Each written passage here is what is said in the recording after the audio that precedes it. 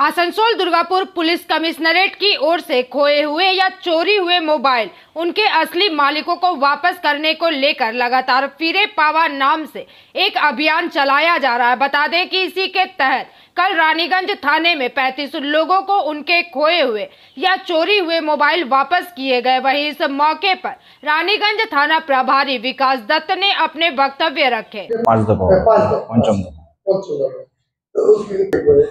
কিছু নাই, যে মোবাইলগুলো মিসিং হয় এখন তো পোর্টাল হয়ে গেছে, তার মধ্যে কেউ এন্ট্রি হয়ে যায়, ট্র্যাকিং করতে করতে এগুলো যখন ধরা পড়ে, সাকসেস রেট যদিও আমি বলছি আমাদের ক্ষেত্রে হচ্ছে 50% 60% আমরা ফেরত দিতে পারি।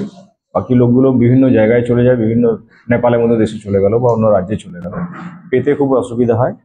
আজকেও এটার পঞ্চম দফা, আমাদের গত লাস্ট 1 ইয়ার 2 মান্থস হলো, 1 বছর 2 মাসে এটা 5 বার হলো ফেরত দেওয়া।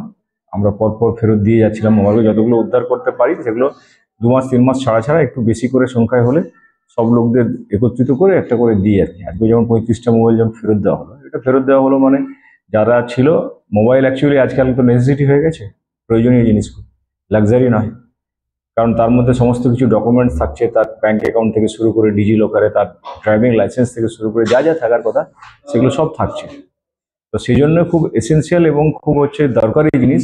এবং একটা মোবাইল হারিয়ে গেলে আমরাও নিজেদের মোবাইলে যদি কোনো সময় হারিয়ে যাবো, কিছু হয়েছে, আর পাগলের মতন হয়ে যায় যে মোবাইলটি চলে গেল আমার। সেই জন্য লোকের মুখে দিতে পারলে, এই যে একটু একজন কথা বলছিল খুব ভালো, যে বাবার জন্মদিনে ছেলেরা গিফট করেছিল, সেই মোবাইলটাই হারিয়ে গেল, মানে আমাদের শুনতে একটু ভালো লাগলো।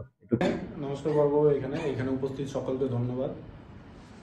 এইখানে আমরা যখন জিডি করছেন আপনারা তারপরে ভাবেন যে কি করে আসছে। প্রথমে আমরা এটাকে এন্ট্রি করি CIR portal, central identity equipment register. এটা একটা সেন্ট্রালের পোর্টাল আছে। আগে ম্যানুয়ালি আমরা করতাম, সার্চিং দিতাম, কিন্তু এখন ওইটা ওয়েব পোর্টাল হওয়াতে আমাদের সুবিধা হয়েছে। ওটাতে কি হচ্ছে, ওটাতে যখনই আমি এন্ট্রি করে দিলাম, ওই সিমটা কিন্তু আপনাকে তুলতে বলা হয়। যে ফোনে যে সিমটা করা ছিল সেই ফোনের সিমটা তুলতে বলা হয়, কারণ ওইটা দিয়ে আমরা এন্ট্রি করে নিলাম। এন্ট্রি করার ফলে কি হচ্ছে, ওই ফোনে যদি কেউ নেটওয়ার্ক ব্লক হয়ে যায়, ফার্স্ট হচ্ছে নেটওয়ার্ক ব্লক হয়। নেটওয়ার্ক ব্লক হওয়াতে কেউ ওই ফোন ইউজ করতে পারবে না। কিন্তু ও যদি একটা সিম পুরে, যে সিমটা পুড়ছে সেটার আমরা ডেটা পেয়ে যাচ্ছি, যে এই লোকটা এখান থেকে সিমটা ঢুকিয়েছে, তখন আমরা সেটার এসডিআর জিডি হওয়ার পরে আমরা এটাকে ট্র্যাকিংয়ে ফেলি। আমরা নিজেও ফেলি অনেক সময় আমরা যারা জিডি করতে আসে, যারা জানে, কম্পিউটার নলেজ আছে, তাদেরকে বলে দিই যে একটা পোর্টাল আছে সিআইআর পোর্টাল, ওই পোর্টালে গিয়ে ওখানে এন্ট্রি করতে হয়। এন্ট্রি করলে ওটা আমাদের সার্ভারে চলে আসে। সার্ভারে আসলে ওই মোবাইলটাতে যখন কেউ সিম লাগায় তখনই ওটা ট্র্যাক হয়। সিম না লাগালে আমরা ওটাকে ধরতে পারি না। সিম লাগালে ওটা ধরার পরে আমরা ওটাকে এসডিআর বের করি। বের করার পর কার কাছে আছে, মানে প্রসেসটা একটু জটিল আছে, কিন্তু অনেক খাটাখাটনি করে আমরা এগুলো পেয়েছি আর কি। আপনাদের দিতে পারলে আমরা খুব খুশি হব। বিশ্বাস করে খুব বেশি খুশি লাগছে। ফার্স্ট অফ অল, যখন চুরি হয়েছিল প্রথম অনেকদিন খোঁজাখুঁজি করার পর আশায় ছেড়ে দিয়েছিলাম।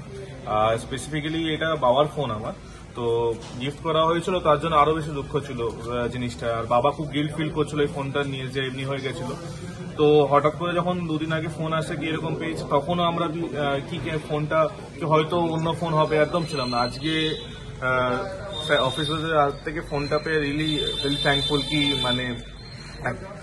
रानीगंज से सम्राट दास की रिपोर्ट, पीवीटीवी न्यूज।